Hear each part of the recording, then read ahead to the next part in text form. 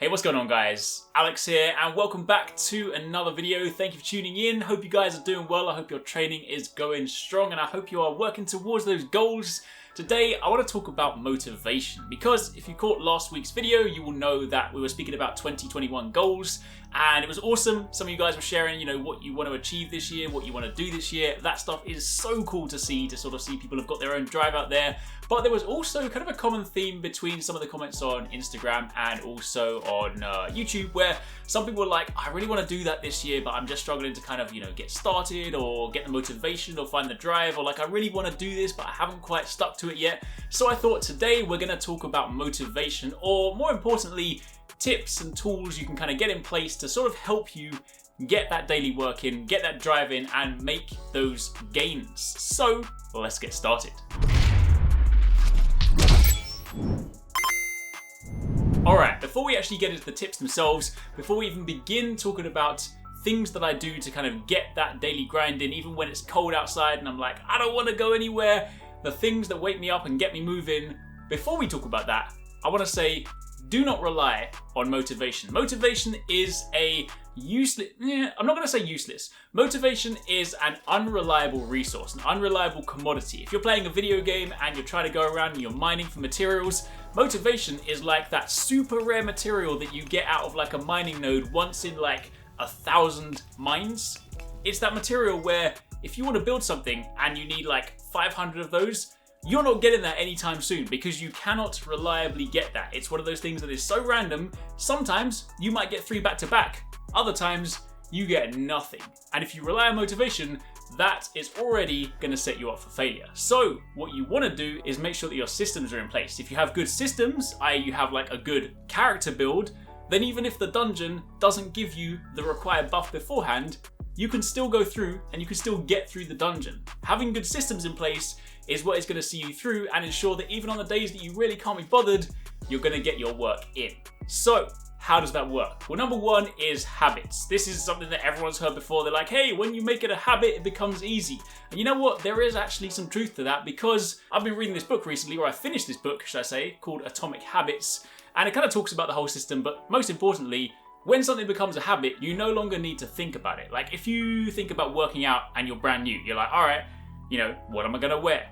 Where am I going to train? What equipment am I going to use? What workout plan am I going to do? Like all these things are things you have to mentally process, and every single one of those is a hurdle that could stop you from working out. The second you're just like, right, get up, training clothes on, pre-workout drunk, I'm outside, you're already there, and that is where you need to be. You want to automate as much of the process as possible because in doing so, even on those days when you wake up and you're tired and you're not motivated, you're still going to get out there and do it. So how do you go about doing that? How do you go about creating a habit? Well, the first thing is you want to make sure you try and slot it into your day in a time that works for you. Everyone's different. I'm a morning person. I like getting up at 6 a.m. I like kind of using that morning. I've got like a few hours in the morning before things get hectic. It might be different for you. It might be the evening, but do not try and fit something into a time that just doesn't work, because if you're having to battle a load of things, you're having to move family time and gaming time and work time, it's never going to be consistent. I'm pretty sure everybody's got at least half an hour in their day they can kind of slide something in. So if you can find a time that is uninterrupted and that you can put something into it without creating too much disruption, it's going to be a lot easier. But one of the more important things that I learned recently is that when you look at habits, a lot of people think the habit itself is working out. So for example, I work out, 5 days a week. So someone's like, oh, the habit is that you work out. Yes and no. The habit is actually what I do to get to the action. And this is something that helps people get the process started. When you think about it, me working out 5 days a week, the habit isn't that I'm going there to, do like a squat or a deadlift or anything like that. The habit is that I wake up in the morning and I'm like, right, it's go time. I put my Apple Watch on, I set the exercise to start, I drink my pre-workout. The habit is what you do beforehand, and then once that has begun, the action just completes itself. There's like a prime example of, in this book, they were speaking about how there was like a ballet dancer who would always train, and every morning her habit was simply to get up, put the training clothes on, call a taxi, and by the time she was in the taxi, you're there. You're like, there's no going back. The taxi's already taking you to the gym. Once you're in the gym, you're like, well, I'm here. I might as well work out. So what you want to think about is how can you create a habit out of the sort of steps to get you to where you want to be. For me, that is quite simply wake up in the morning, put my training clothes on, go downstairs, drink my pre-workout, And the second I've drunk that, like, I don't need pre-workout to actually give me the boost to start. I drink pre-workout purely from like a mental point of view, from like when this kicks in, I better work out because otherwise I'm going to be sitting here like jittering for the next hour. So that's something that the Socks does as well. Socks was like, mainly the reason I drink my pre-workout is because once I've drunk it, I don't want to be sitting there just like buzzing at my desk for an hour, so I might as well go and work out. So think about things that you can do to kind of lead you up to that process. And once you do that, the rest kind of falls into place. So if you were like, all right, I want to get my cardio up and I want to get back into boxing, then maybe your habit is to literally lace up, get your gloves on, get outside and get in front of the boxing bag. Or you might be like, I want to start jump rope. All right, get up, put your training clothes on, get your jump rope, stand outside. Well, now you're holding it, you might as well start and do something, right?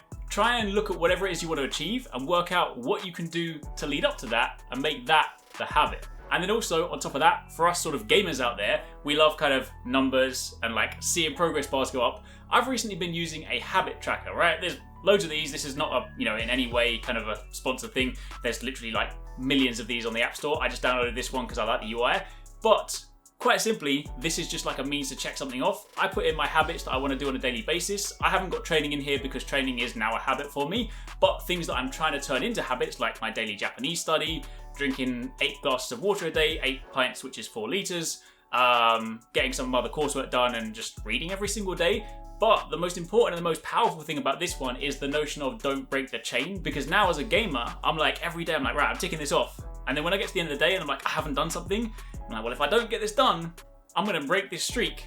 And I don't want to break this streak, so I'm going to make sure I get it done. So if you are trying to sort of make something into a habit, using a habit tracker just kind of sort of taps into your mind in a very similar way to like video games where you're like, well, I don't want to miss that quest. Well, I better log in for this like daily event because I don't want to miss the bounty. That's the same mindset. So using something like a habit tracker in conjunction with what I just spoke about can be a great way to, sort of bake things in. Next thing is use something to get you into the zone. I kind of touched on this already. For me, that is pre-workout. Again, I've never really relied on pre-workout as a means to actually give me the push that I need to physically shift weight. I just use it because, and it's funny, because for me, a long time pre-workout never did anything. Like I would drink it and just be like, but this one that I'm using at the moment just seems to, affect me differently. So I just sort of get that buzz ever so slightly. And I only drink it purely from that point of view, where I'm like, if I wake up in the morning and I'm slightly tired, but I drink it, then I know that in about 10 minutes, it's gonna kick in and I can either sit there and just buzz for an hour, or I can channel that energy into an actionable workout. For other people, it might be different. It might be put on your gym playlist, put your headphones on so you can't hear the environment around you, especially if you're training at home right now. I get it, like lockdown and whatnot. If you're trying to train at home and you've got, bands and it's just not the same thing, it is really hard to get into the mind frame. So if you can do anything to sort of simulate that environment, simulate, being in the gym, find an environment that you can sort of separate yourself, try not to be on social media, put your headphones on and just like try and get in the zone, and then that'll of course make it a lot easier to get through. Number 3 is to set sensible, or we could even say smart goals. Smart in the kind of training world stands for specific, measurable, achievable, realistic and timed goals. I'm not going to go into the specifics there, but more importantly, set goals that are sensible and set goals that you can actually track, because I feel like this helps a lot. Again, as gamers, we like to progress, we like to work towards things, we like to be like, I'm seeing that progress bar go up. If you keep things far too vague, like, I want to be healthy this year, or I want to start to lift weights, or I want to run. Like, all right, cool. You can at least say, I said I wanted to run, and then last week I ran 3 times. Okay, technically you are running. But if you set something or a goal that you can actually measure, it's a lot easier to track your progression, see how you're improving, and that in and of itself, even if you're not a hugely competitive person, you might not even be getting into training from the purpose of like, I want to smash all these different goals.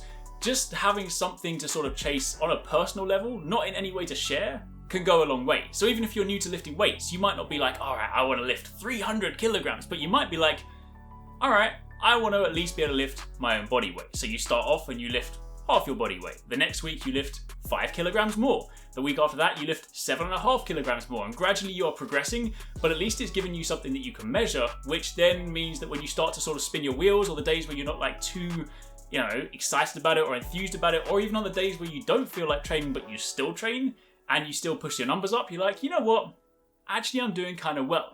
Plus, it's also important to realize that you don't always have to start at the huge upper end of things. Sometimes when people start, they're like, right, I need to train I'm gonna get into training. I'm gonna train 6 days a week. Like, hold on a minute.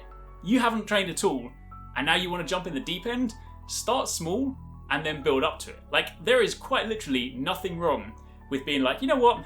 I want to get into cardio, but I suck at running.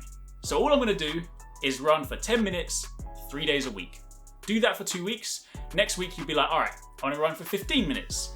Then I'm going to run for 30 minutes. And then you can progressively build up. I did the exact same thing with the habit tracker, not from a training point of view, but again, like I'm really bad at reading, right? So I wanted to read more this year. So I was like, you know what? Every day, even if I'm super busy, I'm going to read at least 3 pages. 3 pages is nothing, right? You can do that in like a couple of minutes. But I was like, you know what? Reliably, every day, no matter what, I will at least read 3 pages. And now I'm out here reading like chapters or 2 chapters or something like that every single day. So even if you're trying to get into something, think about starting it in the smallest, most achievable way possible and build from there. So if you're like, you know what? I'm in lockdown, I'm stuck at home, I want to train more, but I'm not feeling it. Just be like, you know what? I'm going to do, I don't know, 10 push-ups, 10 squats, and 10 sit-ups, 3 days a week for the next 3 weeks. Do that and then increase that to 15, increase that to 20, and then after a while you might be like, you know what, I want to do something more exciting. Let me look into a bodyweight workout plan. All right, cool. Now let me get some resistance bands. All right, now maybe I've got some free equipment. You can see how you can build up to it, but starting small and starting with something you can measure is a great way to keep that progression going. Then finally, in at number 4, have an accountability buddy, somebody you can deliver data to basically keep you moving forwards. Now, I do that with socks. Both of us do it together. You know, we're currently cutting, so a lot of the time we'll share our weigh-in data. We'll share, you know, on a daily basis, our calories, things like that. So we can, of course, check in on each other and see where the numbers are going. It's not there from a judgmental point of view. We're not there to be like, oh, your calories were kind of high today. It's purely the facts and the kind of act of literally on a daily basis saying, here's my numbers, here's my calories.